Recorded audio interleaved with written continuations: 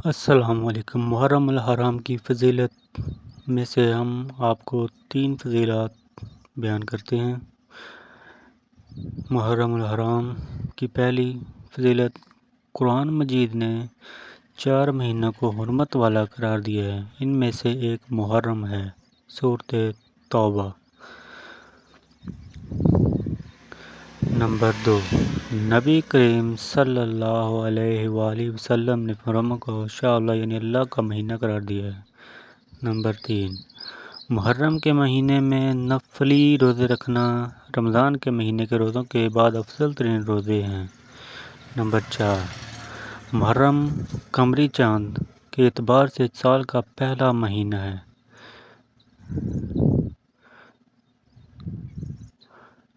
مزید ویڈیو دیکھنے کے لیے وقاص اسلامک ٹی وی چینل کو سبسکرائب کریں۔